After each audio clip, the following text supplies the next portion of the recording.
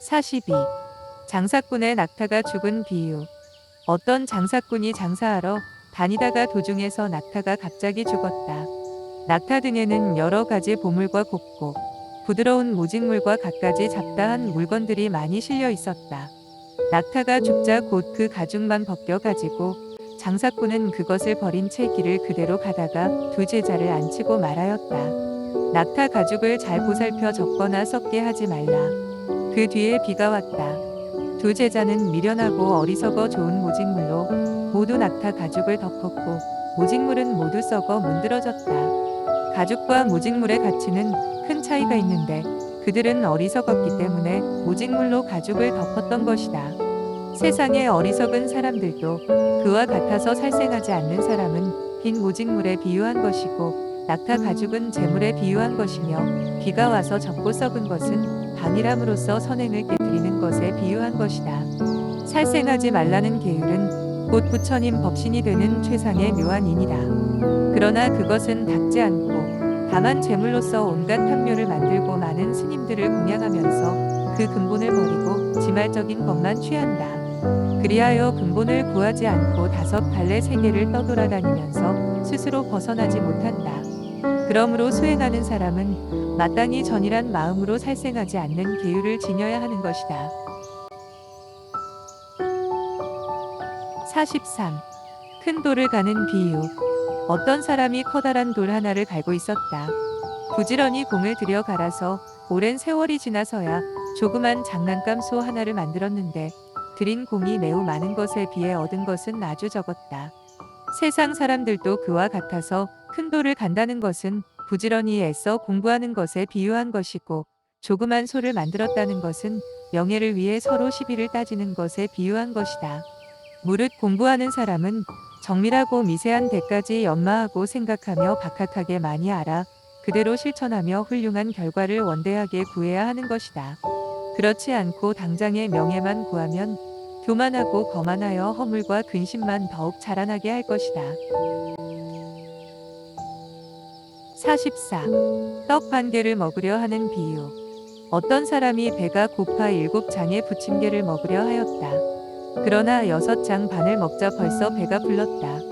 그는 화가 나 후회하며 제 손으로 자기를 때리면서 이렇게 말하였다. 내가 지금 배부른 것은 이 반장의 부침개 때문이다. 그러므로 앞에 이미 먹은 6장의 부침개는 괜히 허비한 것이다. 만약 이 반장만으로 배가 부를 수 있다는 사실을 알았더라면 이것부터 먼저 먹을 걸 그랬다. 세상 사람들도 그와 같아서 본래부터 즐거움이란 있을 수 없는데 어리석고 뒤바뀐 생각으로 제멋대로 즐겁다는 생각을 내는 것이다. 그것은 어리석은 사람이 반 개의 떡만으로 배부르게 할 수 있다는 생각을 내는 것과 같다. 세상 사람들은 무지하여 부귀함을 즐겁다고 생각하지만 무릇 부귀란 부귀해지기를 바랄 땐 매우 괴롭고 이미 부귀하게 되면 지켜 간직하기도 괴로우며 잃어버리고 나서 걱정하는 것도 또한 괴로운 것이다. 이 세 경우 어디에도 즐거움이란 전혀 없다. 비유하면 마치 옷과 밥은 추위와 굶주림을 막기 때문에 즐겁다고 하지만 그것 때문에 매우 괴로워하면서도 제멋대로 즐겁다는 생각을 내는 것과 같다. 그러므로 모든 부처님께서 말씀하셨다. 이 3계에는 안락이 없고 온갖 큰 고통들 뿐인데 범부들은 뒤바뀐 생각으로 미혹하여 제멋대로 즐겁다는 생각을 내느니라. 45. 노비가 문을 지킨 비유. 어떤 사람이 멀리 길을 떠나려고 하면서 그 노비에게 분부하였다. 너는 문을 잘 단속하는 것은 물론이고 나귀와 밧줄을 잘 살피도록 하라. 그 주인이 떠난 뒤 때 맞추어 이웃집에서 풍류놀이를 하는 사람이 있었다. 그 노비는 그것이 듣고 싶어 가만히 있을 수가 없었다. 그래서 곧 밧줄로 문을 메어 나귀 등에 싣고 놀고 있는 이웃집으로 가서 그 풍류를 들었다. 노비가 나간 뒤에 도둑이 들어 집 안의 재물을 모두 훔쳐갔다. 주인이 돌아와 노비에게 물었다. 재물을 모두 어쨌느냐? 노비가 대답하였다. 어르신께서는 아까 저에게 문과 나귀와 밧줄을 부탁하셨으니 그 밖의 것은 제 알바가 아닙니다. 주인이 다시 말하였다. 너에게 문을 지키라고 당부한 것은 바로 재물 때문인데 재물을 모두 잃었으니 문은 어디에 쓰겠는가? 나고 죽음에 처해 있는 어리석은 사람이 애국의 노비가 되는 것도 이와 마찬가지이다. 열애께서는 항상 훈계하셨다. 6가지 감관의 문을 단속하고 6가지 대상 경계에 집착하지 말며 무명의 나귀를 지키고 애국의 밧줄을 잘 살펴보라. 그런데 비구들은 부처님의 가르침을 받들지 않고 이양을 탐하여 구하고 거짓으로 청백한 체하면서 고요한 곳에 앉아 있다. 그러나 마음은 흐르고 치달려 5가지 쾌락에 탐착하여 빛깔과 소리와 냄새와 맛에 홀리고 어지럽혀진다. 무명이 마음을 덮고 애욕의 밧줄에 얽매이며 바른 생각과 깨달음의 마음과 높음의 제보를 모두 잃고 마는 것이다. 46. 야크를 훔친 비유. 어떤 마을 사람들이 남의 야크를 훔쳐다가 함께 나누어 먹었다. 야크를 잃은 사람이 그 흔적을 따라 그 마을에 와서는 그 마을 사람들을 불러 그 상황에 대해 물었다. 당신들은 이 마을에 사는가? 훔친 사람들이 대답하였다. 우리들에게는 마을이 없습니다. 다시 물었다. 당신들 마을 복판에 못이 있는데 그 못가에서 야크를 나누어 먹지 않았는가? 못이 없습니다. 못 옆에 나무가 있지 않은가? 나무가 없습니다. 야크를 훔칠 때 이 마을 동쪽에 있지 않았는가? 동쪽이 없습니다. 야크를 훔칠 때는 한낮이 아니었는가? 한낮이 없습니다. 비록 마을이 없고 나무는 없다 하더라도 어떻게 천하에 동쪽이 없고 시간이 없단 말인가? 당신들이 거짓말하는 것임을 알겠고 당신들 말은 전혀 믿을 수가 없다. 당신들이 야크를 훔쳐 먹지 않았는가? 사실은 먹었습니다.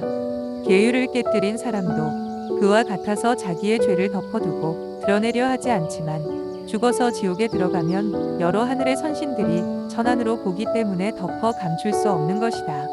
마치 야크를 잡아먹은 사람이 끝내 속여 버틸 수 없는 것과 같다.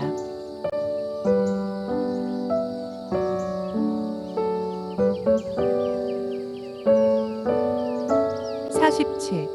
가난한 사람이 원앙새의 울음을 흉내낸 비유. 옛날 외국 풍속의 명절이나 경사날은 부녀자들이 모두 오발라꽃으로 머리를 장식하곤 하였다. 어떤 가난한 사람의 아내가 남편에게 말하였다. 당신이 만일 오발라꽃을 얻어가지고 와서 내게 주면 나는 당신의 아내로 있겠지만 만약 얻어오지 못한다면 나는 당신을 버리고 떠나가겠습니다.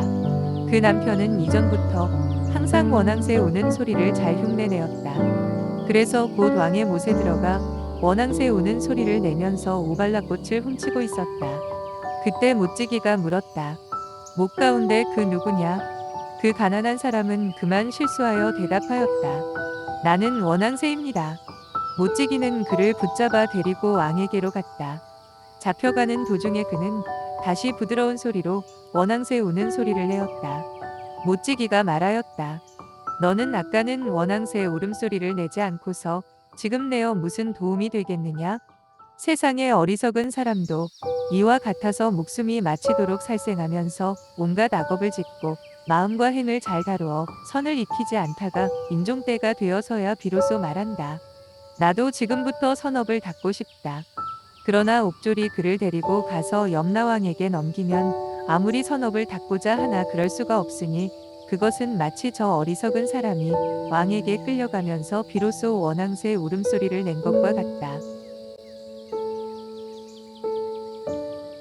48.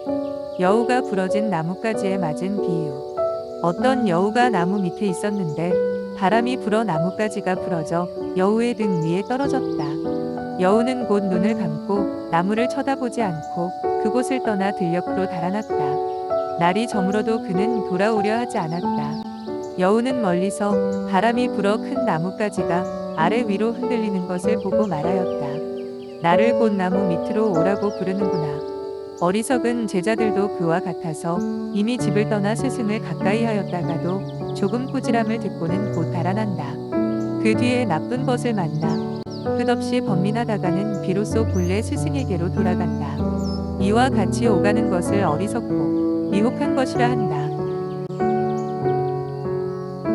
49. 어린아이가 서로 다투어 털을 분별하는 비유. 옛날 어떤 두 어린아이가 강에 들어가 놀다가 물 밑에서 털 한 줌을 얻었다. 한 아이가 말하였다. 이것은 선인의 수염이다. 또 다른 아이가 말하였다. 이것은 큰 곰의 털이다. 그때 그 강가에 어떤 선인이 살고 있었다. 이 두 어린아이는 서로 다투다가 할 수 없이 그 선인에게 가서 의심나는 것을 판결해 달라고 하였다. 그 선인은 곧 쌀과 깨를 입 안에 넣고 씹다가 손바닥에 뱉어 놓고 아이들에게 말하였다. 내 손바닥에 놓인 것은 공작의 똥과 비슷하다. 선인은 남의 물음에는 대답하지 않았으므로 그것을 안 사람들은 모두 비웃었다. 세상의 어리석은 사람들도 이와 같아서 설법할 때에도 실없이 모든 법을 설명하면서 정작 바른 이치는 대답해주지 않는 것이 비유하면 저 선인이 묻는 말에는 대답하지 않아 여러 사람의 비웃음을 받은 것과 같다. 근거 없는 실없는 빈말도 그와 마찬가지다. 50. 의사가 꼽추를 고친 비유. 어떤 사람이 갑자기 꼽추병에 걸려 의사를 청해 치료하였다. 의사는 거기에 소를 바른 다음 아래 위에 판자를 대고 힘을 다해 눌렀으나 두 눈알이 한꺼번에 튀어나오는 것을 깨닫지 못하였다. 세상의 어리석은 사람들도 이와 같아서 복을 닦기 위하여 생활하고 장사하면서 온갖 법답지 않은 일을 하니 그 일이 비록 성취되더라도 그 이익은 손해를 보충하지 못한다. 그리하여 미래의 세상의 지옥에 들어가게 되는 것이 두 눈알이 빠지는 것과 같다. 51. 다섯 사람이 계집종을 사서 함께 부린 비유. 다섯 사람이 계집종 하나를 샀다. 그 중에 한 사람이 이 종에게 말하였다. 내 옷을 빨아라.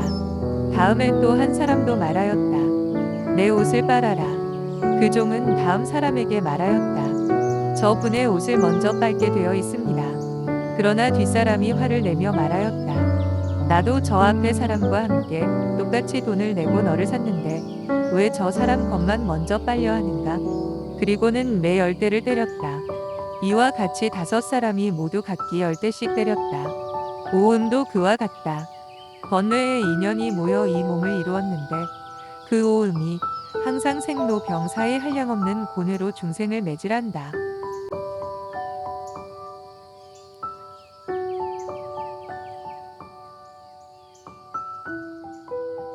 52.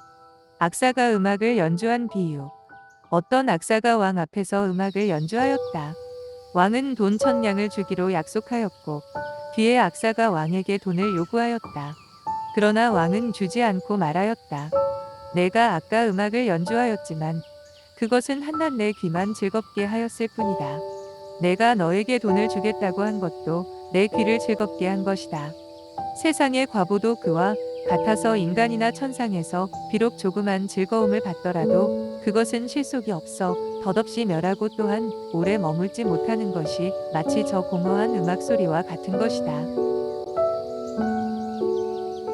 53. 스승이 아픈 다리를 두 제자에게 맡긴 비유. 어떤 스승에게 두 제자가 있었다. 그 스승은 아픈 다리를 두 제자에게 내맡기면서 수시로 한 다리씩 안마를 하게 하였다. 그 두 제자는 늘 서로 미워하고 질투하던 터에 한 제자가 외출하자 다른 제자는 그가 안마할 다리를 붙잡고 돌로 때려 부러뜨렸다. 다른 제자가 와서 이것을 보고 몹시 분하게 여겨 또 다른 제자가 안마할 다리마저 때려 부러뜨렸다. 부처님 법을 배우는 사람들도 그와 같아서 방등을 배우는 사람은 소승을 그르다 배척하고 소승을 배우는 사람은 또 방등을 그르다 하기 때문에 큰 성인의 경전에 두 길을 모두 잃게 한다. 54. 뱀의 머리와 꼬리가 서로 앞서 가려고 다툰 비유. 한 뱀의 꼬리가 그 머리에게 말하였다. 내가 앞에서 가야겠다. 머리가 꼬리에게 말하였다. 내가 언제나 앞에서 갔는데 갑자기 왜 그러느냐? 그리고는 마침내 머리가 앞에서 가자 꼬리가 나무를 감고 가지 못하게 하였다. 그래서 꼬리가 나무를 놓고 앞에서 가다가 곧 불구덩이에 떨어져 타 죽었다. 스승과 제자도 그와 같다. 제자들이 말하였다. 스승은 늙었다 하여 항상 앞에 있지만 우리가 젊으니 우리가 마땅히 길잡이가 되어야 한다. 그러나 젊은이는 계율에 익숙하지 못하므로 항상 계율을 범하다가 곧 서로 이끌고 지옥으로 들어가고 만다. 55. 왕의 수염 깎기를 원한 비유. 옛날 어떤 왕이 친근하고 믿을 만한 신하를 두었었는데 그는 전장에서 목숨을 던져 왕을 구해 안전하게 하였다.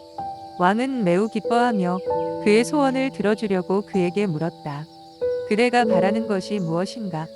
그대가 하고 싶은 대로 하라. 신하가 대답하였다.